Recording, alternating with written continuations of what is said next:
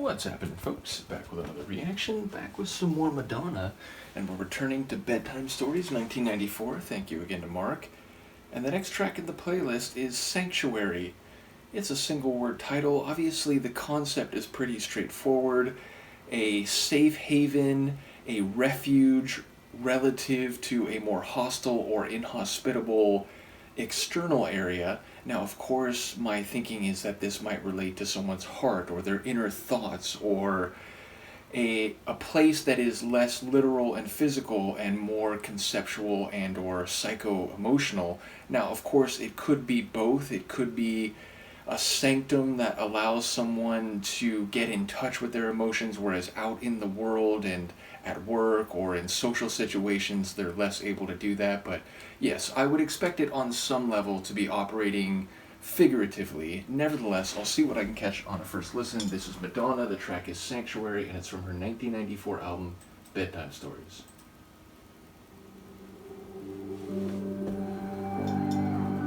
Surely whoever speaks to me in the right voice, him or her I shall follow.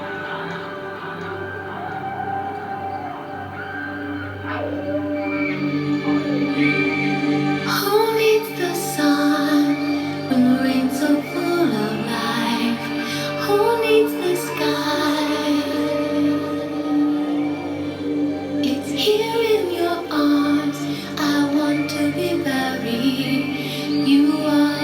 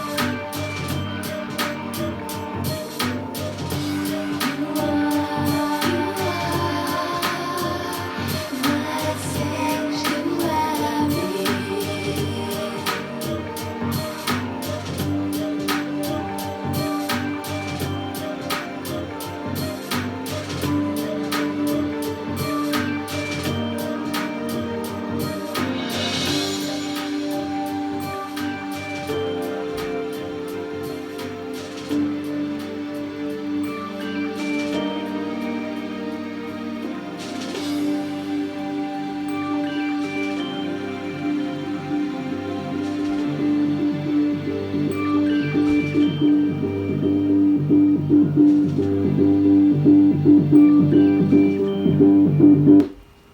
shit.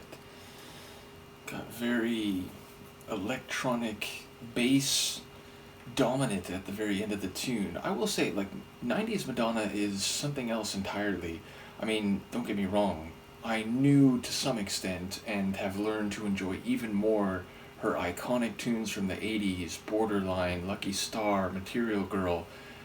But 90s Madonna, and this is not a revelation with this track alone, I've been feeling this the last couple albums, but yeah, the depth, the emotional and psychological complexity or significance of her lyrics in these 90s songs is really notable.